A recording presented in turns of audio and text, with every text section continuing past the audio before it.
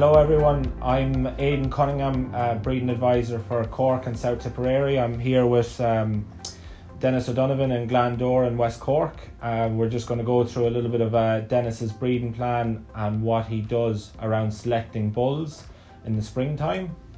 How are you now, Dennis? Very good, Aidan. So just to start with, can you give us a bit of a brief rundown of the family history and the farm history here? Okay, yeah. So I suppose I was lucky enough to take over the farm here from my mother and father in 1996. I suppose typical West Cork dairy farm at the time, about 55 acres. Luckily enough, I suppose we had my mum and dad worked really hard, and they had 1,000 gallons in all money now, acres and gallons, 1,000 gallons for every acre that we were farming here, which was probably twice the national average at the time. So I got obviously a great start. I suppose, look, I got married in 2000 to Colette, and we have one son, Owen, who is 19, nearly 20 now at this stage, and he's studying ag science at the moment in UCC. So I suppose, yeah, we started to build up the herd the same as everyone that time. Having to milk quota was obviously the big problem, and you had to rent land with quota to get any sort of to get more quota, to rent more land. I suppose there was land came up next to us, a couple of different lots of land without any quota, so we were able to expand cow numbers, but we had to rent land away from home with quota to get the quota to build up the cow numbers. So currently we're at 160 cows. So we're basically a family unit. So I'm the main worker on the farm, I suppose.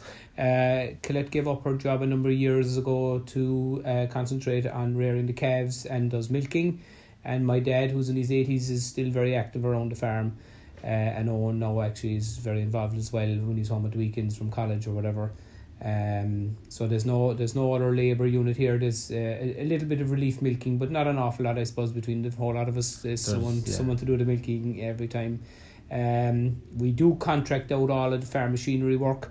The only machinery work we would do here now would be spreading the fertilizer on the home platform. Yeah. All other stuff would be contracted out.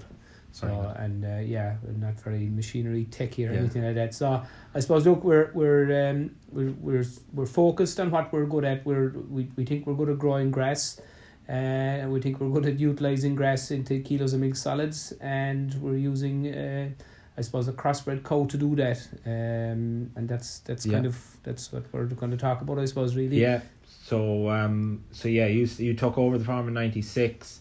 You started breeding kind of New Zealand Friesian at that stage, and you took a trip out, am I right, taking a trip out to New Zealand in 2007? Yeah, so I suppose I joined at that stage joined two discussion groups. I suppose luckily enough one of them was the Carberry Monitor Farm programme that was spearheaded up that time with John McNamara, and look, we got great advice. And I suppose we saw how to produce milk off of grass was going to be key going forward, and still is. 'Tis amazing, even all those years ago. Like, it's still the same message. Like, we're still beating the same drum, I suppose. Yeah. So I suppose we quickly decided to find the best genetics that would suit a grass-based system. So I suppose that took us to LIC, and that time, their logo even was profit from grass. Sure, I mean, it kind of all added up. We started using those Friesian bulls, as you mentioned there, in New Zealand Friesians at the time, the Hugos, the Danos of this world, Keith. Great bulls, did the job what we wanted them to do. Started crossbreeding, I suppose, maybe in the early 2000s. Dipped my toe in the water first. Crossbreeding was a big leap of faith that time. But what really convinced me was the trip to New Zealand in 2007 that I went on. That reinforced that we were going down the right road. We saw fields and fields of crossbred cows, and they were doing exactly as they said in the tin, I suppose the one of the key messages I brought home that time was the farm managers that were actually working with the cows felt the crossbred cow was the cow for the long walk. They could see the Friesians were gone too big, they were going lame, They were having to run nearly a second herd of cows close to the milking parlour for the Frisian cows. So I suppose I was thinking, as I was listening to all these guys, that our farm was kind of long and narrow. If we were going to expand, where was the land going to come from? And we could see it was coming from the south, and we'd be walking cows longer distances. So I suppose the crossbreeding was ticking all those boxes. I suppose the easy care cow was first. I wanted to rise fat and protein as quickly as I could. We wouldn't have had a very high base here. My dad was kind of a bull of the day out of the local AI station at the time.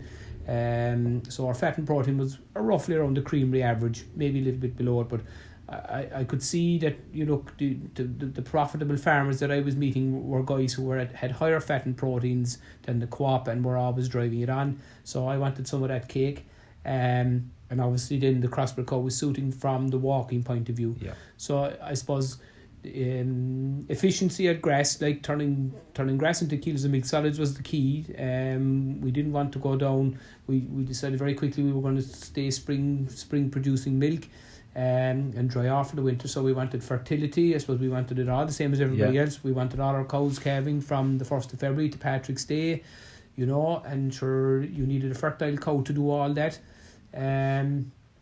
We didn't want to be carrying over cows and milking through the winter. We kind of set that up fairly early on in the time, that we wanted a lifestyle as well to suit our system. Yeah. So I suppose the crossbred cow, the grass-based genetics ticked all of those boxes for us. So you went to New Zealand, you seen the easy care cow, you, like you said, you dipped your toe in the water with a little bit of crossbreeding before you went, but you came back and went full hog at crossbreeding, and use that easy care cow for the long narrow walks on the farm, and you're growing a lot of grass, and you're trying to utilize as much grass as you can and produce as much milk as you can with as little inputs as you can. So we've been growing up 15 tons of dry matter grass here for the last number of years. Spreading a lot of fertilizer, to be fair, down through the years. Look, I suppose derogation has come in. You can see what's coming, or I can see what's coming. We're going to get hit further. Derogation is going to come down if we have it at all in a few more years. So I suppose we're branching into clover. We have 4 paddocks now at this stage. I suppose there's 20% of our farm in clover. We've only had it a couple of years. We're making great strides. I must say, I'm in a clover discussion group. It's very interesting. We've everyone from the likes of me, a high stocking rate at 3.6 cows to acre, right up to guys who are organic. Yeah. So, and everything in between. So we're learning off each other. I'm learning an awful lot off of those organic and low input guys. So we're growing clover. What I'm finding is we've followed the solid head advice and gone no nitrogen. And I think that's the key to it. You have to start cutting back the nitrogen for the clover to grow. It's working well so far. So the paddocks we've done are staying in rotation. So we're growing the same amount of grass with no nitrogen. Line P and K obviously has to be right for clover. And I suppose the management of it then, bloat is the big worry. So we're putting bloat oil in the water. We're putting yeast in the ration. There's yeast in our ration all the time. And I suppose the other one is that we're giving him access to fibre kind of from September onwards, in the form of dry roam bale. So they're the what we're trying to mitigate against is the bloat. But I think we have to go down this road anyway. We're going to get hit with nitrogen cuts anyway. So, but it's working well. So there's always something new, and I'm not afraid to try something and change away with what's happening. Nothing ventured, nothing gained. That's it. So can you just give us a brief rundown on the current herd performance and maybe what you're doing in terms of butter, fat and protein percentages and where the herd's at the minute? Yeah, so we've a crossbred herd now. We've been crossbreeding, as we said, with a good number of years. So we're about 450 kilos of milk solids per cow, and roughly maybe 600-700 kilos of ration, depending on the year. Drought, we'd have a kind of a high exposed dry farm here, so drought would affect us. So some years we would have been up to nearly a ton in 2018, obviously those type of years. Our fat for last year was 4.8 and our protein was 3.8. And I suppose our goal is to get to 5 and 4, 5% fat, 4% protein. That's the goal where we want to go. And I suppose once we get there, then we'll be looking on for the next. We'll be looking for 5.5 and 4.5. Yeah. But if we could get to 5 and 4 now, anyway, that would be great. So that's those figures now are. We're beating the co-op average by always 5 and mostly 6 or 7 cent a litre every month. And that's huge. It's huge. The difference between average co-op price and what we're at is a lot of money. It adds up. It really adds up. And I suppose I could see early on in the time that A plus B minus C was always going to come. I think it has come now, and I think it should be pushed on further now, especially with the cost of energy. I think they should be. Obviously, I would say that when I have high fat and protein, but like the A and B should be up, and the C should be a bigger minus. Less transport costs, less drying. Absolutely, there's a lot of benefits to that, and that crossbred cow, the genetics you're using and breeding for really help bring that around. Absolutely. So just before we get into your the actual selection criteria that we use on that you use for your bulls. Could you give us a bit of a rough breakdown of your breeding program and repro performance, and how you managed mating in the spring? You might start with the heifers and then work back to the cows. Okay, I suppose the first thing is 6-week calving rate is very good here, and that we're calving 90% of them in 6 weeks. So I suppose once you're compact, it's obviously a lot easier to get to stay compact. But so our heifers actually are contract reared about 5 miles away up the road. We're third year into that now, and it's working really well. We have a really good stockman in charge of them. So I suppose with the heifers, we'll always have 2 vasectomized bulls here, 2 new ones every year. So the vasectomized bulls go with the heifers on day 1. Actually, they probably go with them 3 or 4 days beforehand to get used to them. The scratch cards go on the morning, day 1, and everything is served on signs of heat. So between the scratch cards, the vasectomized bulls, and Kevin looking after them, there's no question that heifers are being picked up. Last couple of years it was just conventional semen. This year we're on sex semen. So luckily we have a very flexible AI man in that area. So Kevin gives him a text as saying so with the sex semen we're going a bit later than conventional. So I do DIY myself as well. So if that man can't do it, if that man can't do it, there was a couple of Sunday evenings or whatever, I just ran up there and inseminated the heifers up there. So that worked well. It's our first year using sex semen, and we got 66% held to first service on those heifers. So we were delighted. But we did put in the work. Kevin put in the work, and the IMN put in the work for us. He could come morning or evening depending on what suited. So very happy. So the vasectomized bulls stayed there for the 3 weeks, and there was 2 bulls, then 2 crossbred bulls went in to mop up with those heifers. So the vasectomized bulls come home after the 3 weeks. There's no point in putting vasectomized bulls with 160 cows the first 3 weeks, because they'll just get bayed out. So we use tail paint. I use a lot of tail paint. I'd be pretty exact on the tail paint in topping it up. So day 1 down the crush, all cows tail painted. Cows are inseminated twice a day because I'm doing it myself. So cows bulling in the evening, get inseminated in the morning, vice versa. Morning, if their paint is gone in the morning, they're inseminated that evening. That suits me from a workload point of view, and that they're not all coming in together. But I think that's one of the reasons why we have a 6-week calving rate at 90% as well. So topping up the tail paint is vital. We do that inside in the parlour with the radiator roller. That roller is always inside the bucket of paint, and we're always topping up. I think topping up is as important as anything. Critical. So we only watch cows coming in morning and evening. We don't go out to field to cows. We've never done it, and we haven't needed to do it, I suppose. But the tail paint being topped up is doing all that kind of work for us. Do you do any pre-mating heat? I don't. Never kind of had to go down that road. I suppose the key to it is once your 6-week calving, your calving interval is good, and you're compact, it's obviously a lot easier to stay compact. I know you didn't say it there now, but you have a very good calving interval of 361 days, probably one of the better ones I've seen now. So what you're doing is obviously paying off, and some of that's genetic, but a lot of it comes down to management. I suppose all small little bits. I suppose the other thing then, so when we probably use about 5 weeks AI, so the 2 vasectomized bulls are pulled out, and we would have a team of 4 bulls then to go with the cows, and I would rotate them morning and evening. Some people do 24 hours, I do 12 hours. It just suits actually because you don't have to go feeding them then, because they're going back out the grass that evening or that morning. So just to train them up, the first milking after you put them in, all I do is go out with a stick and bait them back. We put them into a house right next off the collection yard, and I give them a bucket of ration, and sure, you get them in after the second milking, they'll train to come in. So there's a crush off of that house, so the 2 lads that are in for the night go down the crush and waiting to come in. So a team of bulls, plenty of bull power, vital. How many bulls to overall?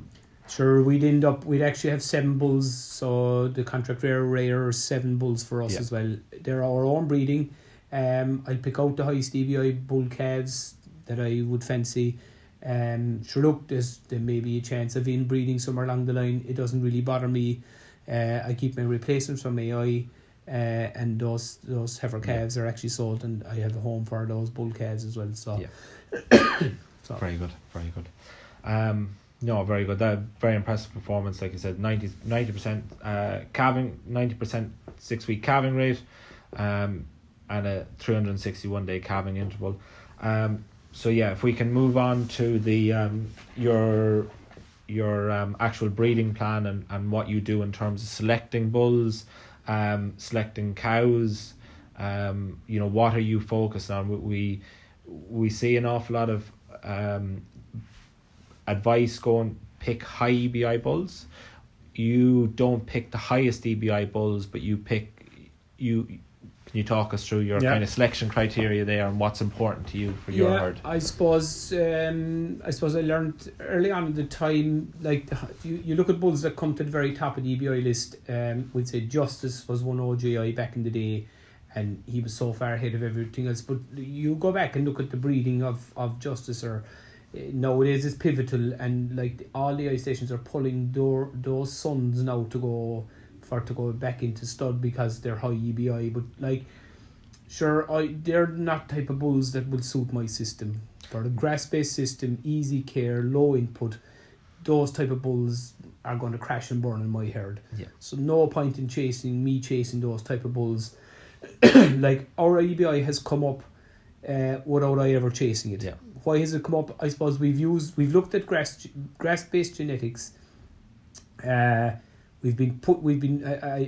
like using the high fat and protein percentages. Capacity in the LIC catalogue is one I'll always look at. So I'll go through the catalogue. I'll have a buyer and I'll circle the ones with the high capacity, the big wide chest width. To me, there's something there in that for a grass-based system. They'll eat a load of grass. They can get a heap of grass into them, and they'll turn it into kilos of milk solids. A big engine behind them. I suppose the other selection criteria that we're looking at now and putting a good emphasis on it is health.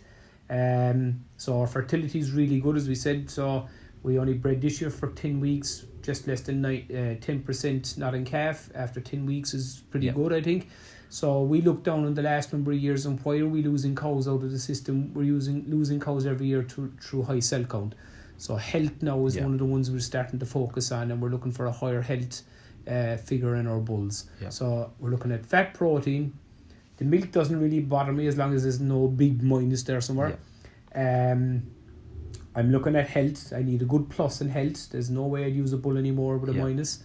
The other one I look at in the ICBF is previous evaluations. I like that box. You click in it, you can see what way the evaluations are going on any particular bull.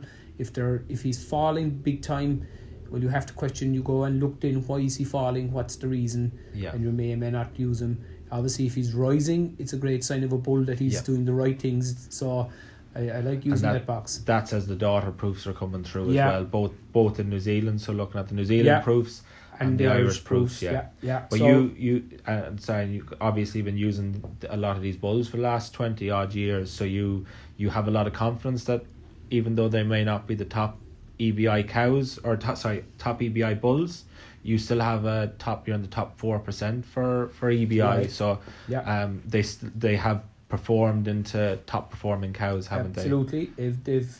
They've done exactly what I want them to do. Yeah. Turning grass into kilos of milk solids without any hassle. Yeah.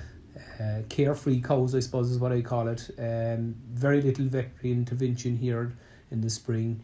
We're mad busy calving cows. The last thing you want is problems like the grass-based genetics cows are just doing what they say in the tin. Yeah. They go back and calf, they get on with it. Someone called it the invisible cows because you don't know some of the cows, you don't know them because they don't run into problems, so you don't have to go injecting for this, that or the other. So I suppose the criteria would be like is as high a fat of protein as percentage as I can get. Because your herd is you're doing 4.7 fat and what is it, protein 3.8 and so you're looking to get that up over 5, so you're selecting bulls that have a PTA for fat and protein well above 3 and for fat 0.3 and 0.2 for protein. So high fat and protein and high fat and protein, the capacity, chest width, they're the big ones. So the health has to be right. After that, then going to the previous evaluations on the ICBF, I thought that's about it really. And for a herd that has such good fertility performance, you haven't put much selection pressure on fertility, have you? I know we're selecting bulls that are high in fertility, but a lot of our bulls may not be the highest on the fertility sub-index.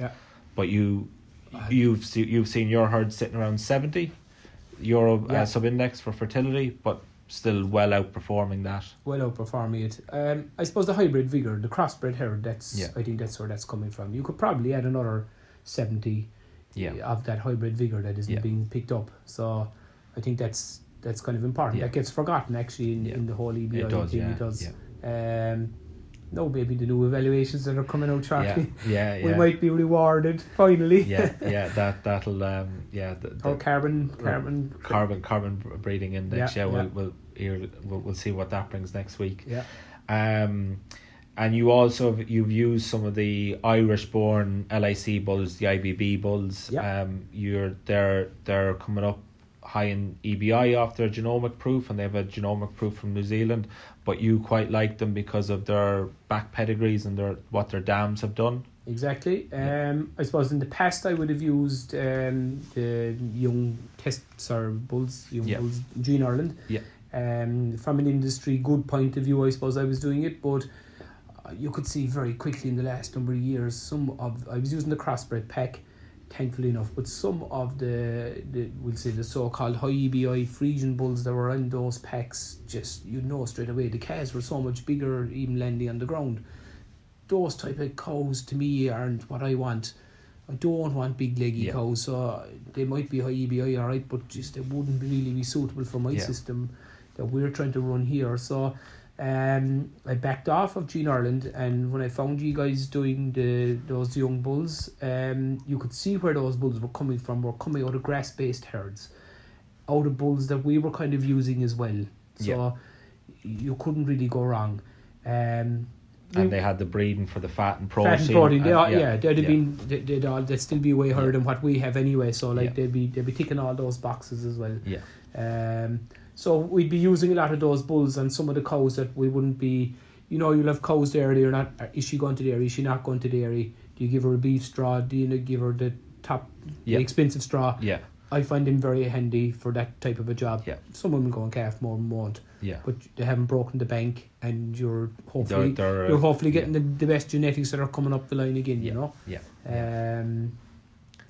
Very good. So you've been breeding LIC since you've more or less come back in 1996. You've after 2004, 2007, you started crossbreeding. What advice would you give to a farmer that wants to improve their fat and protein percentages, is looking at LAC bulls, but is a bit cautious or a bit worried because the bulls aren't up the top of the active sire list? What advice would you give to those farmers? I'd say if you go just looking at ours, like we haven't chased the high EBI, the very top of the active bull list at any stage, and yet through we're in the top 4 or 5% in EBI. So the proven genetics coming out of LIC have ticked all the boxes for us. I'd have no question or doubt your herd will be at the very top of the EBI list. Even though the bulls you're using on the given day might be well back of the top EBI bulls. Which is a lot of the genomic bulls will crash and burn. The daughter proven grass based ones, you know exactly what they're going to do. Like they're going to perform in Irish conditions, you know exactly what they're going to do. Just because they don't have a daughter proof in Ireland, you know that they have a daughter proof in New Zealand, and that gives you a lot more confidence. Huge confidence to use them. Rather than just in a genomic evaluation that you don't feel the reliability is there in it. Very good. No worries. Worries. The last 20 years of all this breeding's got you into the top 4 or 5% of EBI. You're sitting at €186 of EBI at the minute, and you've been making fairly good gains over the last few years, and each year you can see it in your core performance report. You're making progress in your fat and protein, and aiming you'll be at that 5% fat and 4% protein in no time. Couple of years old. That's it. That's the plan. That's it. So no, very good. Thank you very much, Dennis. Appreciate that. Yeah.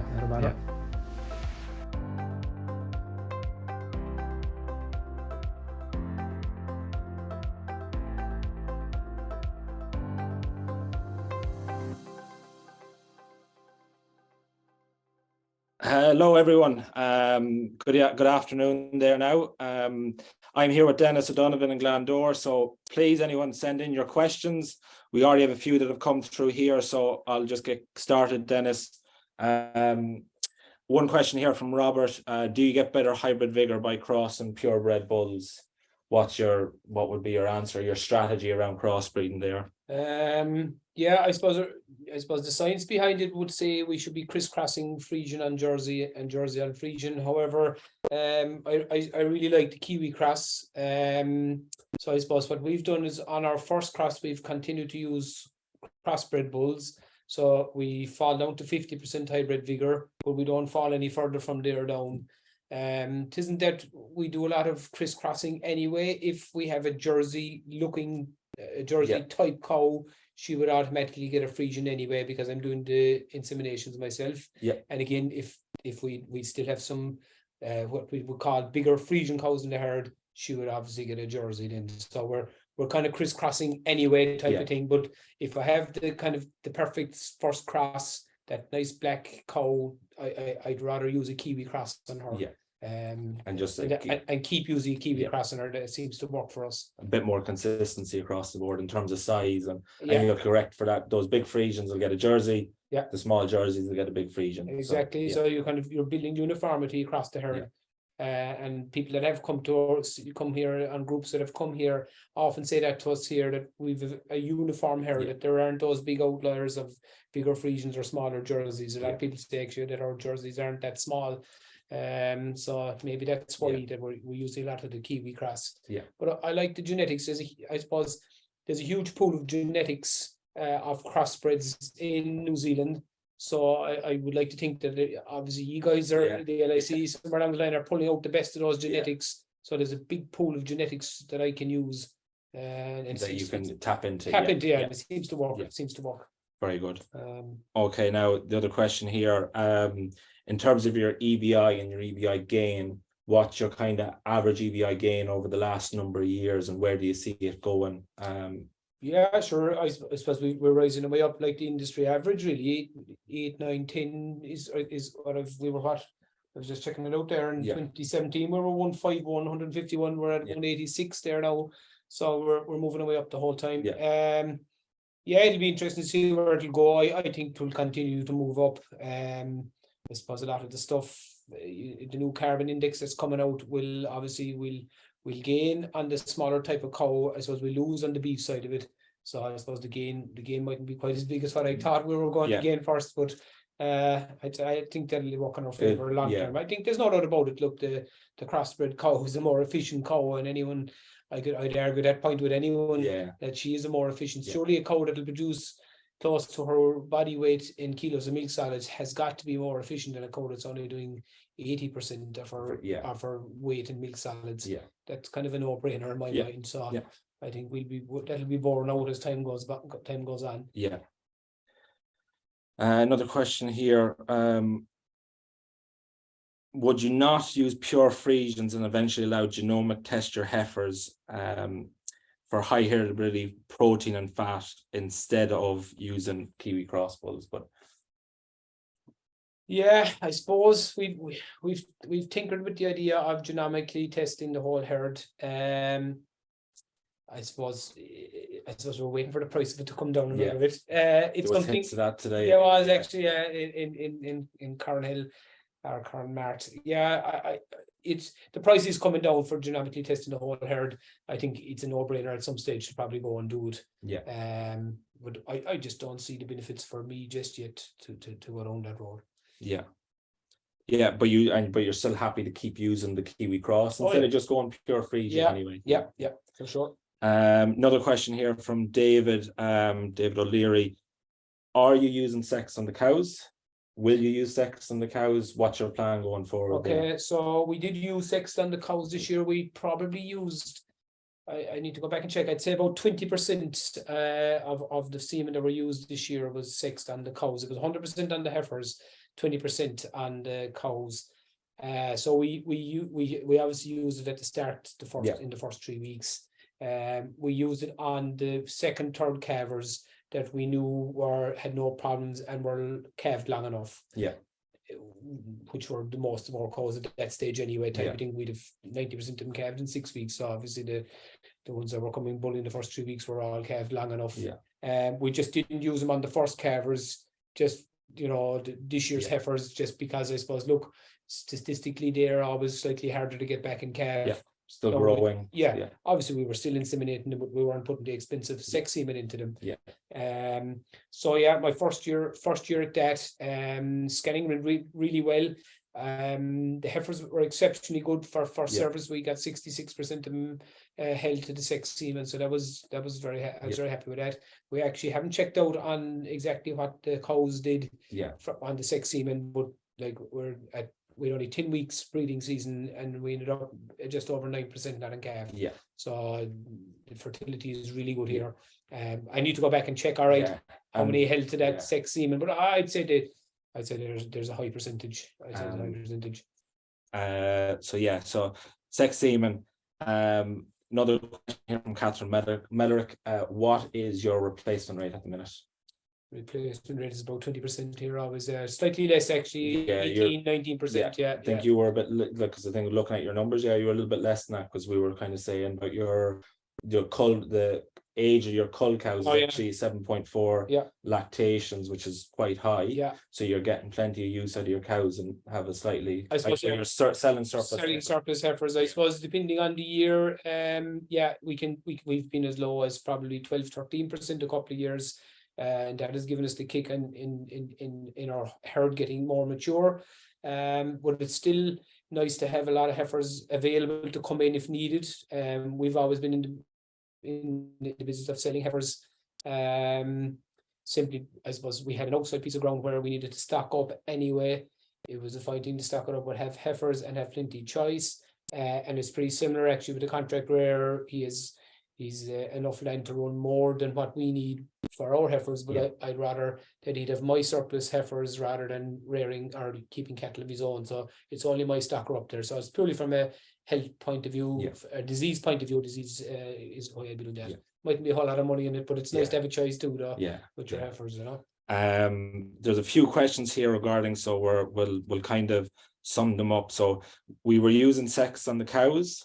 For your replacements, beef, what are you doing there? And more so quality of that beef calf, and what do you do with your bull calves then? So we'd be we'd pick out a list of cows that we wouldn't be looking for replacements of. Yeah. You know, sure, every farmer has in their cows that you'd rather not have a replacement for whatever reason. So here in this farm, the last few years they've got Speckled Park, easy calving, short gestation, just easy enough to sell them. So we sell a number of our calves off a done deal. Once we have a bunch of calves of 15 or 16 that a guy will come in a cow box for them. We have a number of repeat customers that come from different parts of the country. So basically usually sell them off a done deal. There'd be a number of our Frisian-y looking calves would end up going for export to the Dutch market, same as everyone else. And the percentage of our calves were ending up in what I'd like to call the North African bee scheme. Where that meat is processed and sold in Morocco and Egypt. I actually think, and there's a lot of discussion going about that, I actually think farmers should actually back that scheme and send more of the meat down into Africa, where there's a huge famine at the moment, and a bigger famine looming by all accounts in the Horn of Africa. And we could be seen to be doing good by backing that scheme and sending money with our bull calves into that scheme. But that's a whole other discussion probably for another day. Just breeding, are you looking at EBI or are you looking at BW, or is it a combination of the two? Hybrid. A bit of a hybrid, the hybrid bigger. Hybrid, I'd say. Look, sure, we're looking at both. We're looking at both. We don't dismiss either, but we certainly wouldn't be chasing high BW or the highest BW for whatever reason, or likewise we wouldn't be chasing the highest EBI bulls. We'd like to match up, but I suppose when you get used to it, when you get used to picking bulls, you have a fair idea. But a bull, I like going back on the EBI and into the ICBF and checking previous evaluation. I think that's a very nice one to see up and down whether a bull is improving or disimproving. If he's disimproving and going down after each report, I'd be slowing up and using him for, if he's going the wrong way. If he's going the right way, even if he's low EBI, that doesn't bother me. But if he's going the right way and he's proving himself as he's going along, geez, that's a great sign of a bull in my eyes. Like in spring, you're rising, playing in nutrition. Sorry, what was going to ask you there? EBI, having the reliability behind those traits. Sorry, John, blank there now. Few questions here.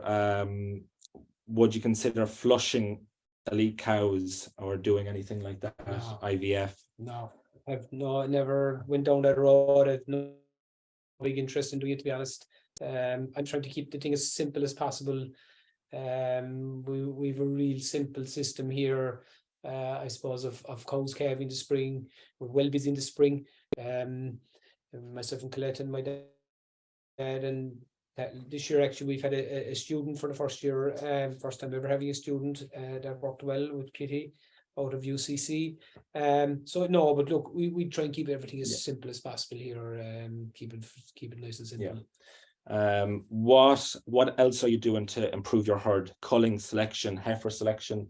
I know we were talking there about selling heifers, so like, is there any particular criteria you have in what cows you get rid of, what cows you keep, Selling the heifers is always a huge issue. A friend of mine rings me now and again there when he's decisions to make, and he finds it one of the hardest decisions. And you're looking through the data there from ICBF. You make up a sales catalogue, and you'd say, why would I sell her? Like her mother was a great cow in the herd or whatever, and she might be a minus in something. You'd say she has to go, and you'd say she's a grand heifer. So that is quite difficult actually. You want to keep them all, but you can't keep them all. Getting rid of the cows is probably slightly easier, I suppose. Obviously the ones that don't go on calf are gone anyway. Cell count would be one where you'll always have a number that'll have to go with cell count. Older cows that just repeat offenders, so they're gone. You'll always have a couple of cows that end up going lame, a couple of cows on 3/4. There's a cow going out at the moment. She's the last cow comes into the parlour, and nasty kicking her, and she'll usually do a poo inside in the parlour as well. So when her days get numbered, she's one for the chop as well. So you'll always find cows that need to be culled, unfortunately. And you also, we were talking about it there before, with all of your heifers, you tag them with that you put the bull name in them, so you have a great knowledge of how past bulls have gotten on, and I think that does actually help you picking, you know, like you said, you're looking at both indexes, but you have a feel for your own. You kind of have your own unique way of picking bulls and your own criteria, and it works for you, so which is the most important I'm thing. doing that with years actually. I'm doing that since I started farming. Just putting on the third tag on all my heifer calves. So what goes down on the tag is the code of the bull. Of course, the big long codes now are a killer. Before it was only just 3 digits. But I abbreviate it down to whatever the name of the bull is, and so that I know myself what the bull is. Because instead of looking at codes, just FR or J 4. So I just put down the name of the bull, and I would shorten the long name so that I know the name of the bull. The dam goes down at the top of the tag and the year. The year that calf was born.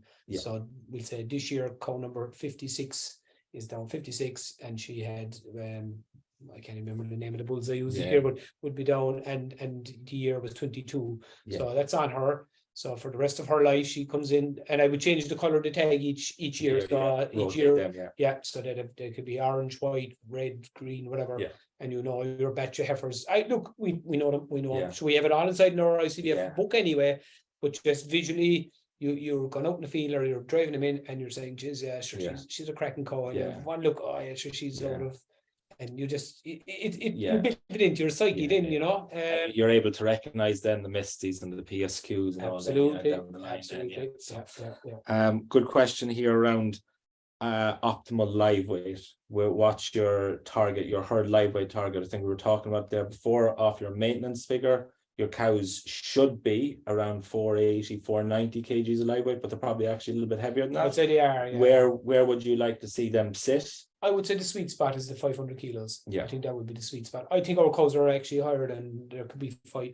I suppose it's something we should be doing is weighing cows, or the number of cows during the summertime there, maybe like July, when cows are kind of, midterm type of thing. But I would think our cows are probably averaging 525, 30 kilos. Like I wouldn't consider our herd being a small herd, low sized. And I think that comes from well-grown heifers. That's the key to it. That first winter, I think, is key as a calf turning into a yearling, that first winter is key. We would always be feeding a kilo, maybe 2 kilos to the lighter ones to make sure that they're big enough for bulling. We'd be making sure that they'd be well 300 kilos at the time of bulling, and that's key to it. I think once they have that weight at that stage, it's easier to get those heifers in calf, and the rest in free wheels on from there. Late calving cows, how do you work with them, or what would you consider late calving cow? Because you keep everything nice and compact, so your late calver might not be someone else's late calver. Yeah, sure. Look, we pull the bulls out pretty quickly. Like I suppose we seem to be getting tighter every year because we can do it. We're getting more compact every year. What would have been 14 weeks, 13 weeks, 12 weeks, 11 weeks breeding season, where actually this year was down to 10 weeks and 2 days. And still only end up with 9.5% of the cows not in calf. So our late calf, like, we don't calve mad early. Like, we only start is 7th or 8th of February. We'll be starting. And funnily enough, our herd doesn't actually start. Some guys have 10% of the herd calved before the start date. We never do that actually. We always seem to just start around the days. No, we still have 90% of them calved in 6 weeks. So it works here, So a late calving cow here isn't, as long as all cows are calved here a couple of weeks before we start bulling again, sure, that's just where the game is at, A big saving though, I mean, if you start calving in the middle of January, there's a big amount of feed has to go in before they're out day and night. More often than not, obviously fellas have a bank of grass built up, but you need that grass to last out till magic day. And you have that bit of clover as well, so hitting your getting it's your probably suits that later for temperatures to warm up, get the clover growing. There's a question here from you probably won't have to guess who it's from. Would you transition to once a day? I wouldn't rule it out. I certainly wouldn't rule it out. Wouldn't be on the plans just yet. But I think to be more for lifestyle choices, but I certainly wouldn't rule it out at all. maybe down the road. Yeah, yeah. for sure. You'd have the herd of cows would probably be well Probably suited be for very that. suitable. Yeah. Probably would be very suitable. Yeah. Right, does anyone else have any other questions there that they can fire away at us? Just while we're waiting, we can talk maybe about, like, your stocking right there is 3.6, you're doing 440 kgs of milk solids, so you're kind of maybe focused on harvesting as much grass per hectare and turning that into as many kgs of milk solids per hectare, so you're doing just shy of 1600 kgs of milk solids per hectare. Like, where do you see that going? I look, the stocking rate has been run high here. It's too high. We could get higher production per cow. Will we get any higher production per hectare? Probably not. We're not going to be chasing that. But sure, the new bending probably won't affect us because we'll be in the low bending, because we were actually keeping the culls the last couple of years once we started contract rearing. The plan was actually to give up some of an outside farm that we had rented, but sure, you could see the way the whole stocking rate game has gone. We held on to that. We've kept the dry cows for the last 2 winters now and just finished them off of grass. Yeah. The next spring they go down to that started house, so they're gone out of the system here. The way the banding has gone, it has actually suited us because it's kept our milk yield down and we're in the lower band. The milk yield is only, for me, milk yield is only, it's a carrier for the fat and protein. That's what we're doing. I said it there in the webinar already, like, we're not getting paid. The A plus B minus C needs to be revisited, and I would think pretty quickly the way the energy prices have gone. I think that's a no-brainer. So yeah, but we're certainly not chasing, we're not chasing milk for the sake of just chasing milk. We'll be looking for higher fat and protein. We'll always be we're always going to be looking for that. I think we're always going to be looking for it to be at the very top of that. And I think at some stage we will get paid properly for that. I think that day will come too, it will. Selections of bulls for next year. What bulls have you looked at? Any bulls? I know we gave you the catalogue there the other day. You haven't had a chance to look. I didn't look any yet. I need to get it in the book format. So to go through with the biro. The pen and circle and cross out. Cross out the ones I don't like and tick the ones I like. So what bulls over the last few years? Is there any bulls over the last few years that really stood out for you that fit that criteria, that have given you nice, lovely cows? Is there any there that I suppose OKT, Integrity, OKT, Jeepers, they're great. Like we've great stock out of those bulls. Misty Daughters I would have seen in your herd. Misty's, we haven't that many of those. Obviously PSQ back along the line, like, I mean, there was nothing to touch them. We like some of our foundation stock that are still there, or PSQs, YMDs before that, these executive. There were bulls that just lasted, or cows that lasted here,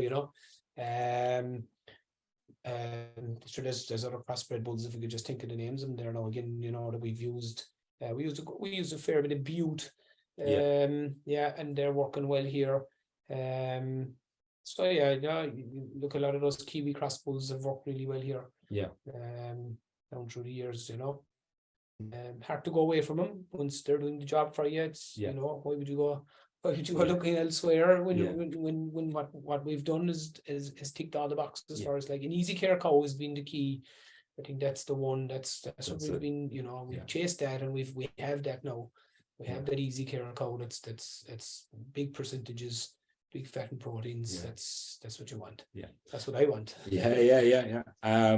In terms of, we're talking there about selection, so PTAs for fat and protein, what are your targets, and are you're seeing them come through in the younger animals, and are you seeing your cows hitting those targets, the genetic potential of the herd? I suppose we are. Sure, we're always looking for as high as we can go on the fat and protein side of it anyway, percentage wise. We're always looking, like, if there's a bull there that ticks all the boxes but he's low on fat and protein, I wouldn't be using him. I suppose, as I mentioned it there as well in the webinar, the health, I think we need to start chasing health. I think that there's something there in that, like, I'd say, like, if bulls are ending up with mastitis or lameness or TB or whatever, I think there's a correlation there. So I think we need to start chasing that. I think that's the next one for us. The cell count, because like you said, cows are lasting longer, so you don't want them falling out of the system because of high cell count. So you need to make sure that they have the longevity. Absolutely. So those are things I know you do look at quite closely those Yeah. those cell counts and those health Yeah. traits. So I've left some very good bulls after me, not putting them in the flats, not using them because of the health figures weren't suitable for here. yeah, And I think it was the right decision for our farm anyway, you know. Yeah, yeah. So yeah, I think that's one we'll have to keep an eye on all the time. I Yeah. think it's one we have to keep an eye on, yeah. No, very good.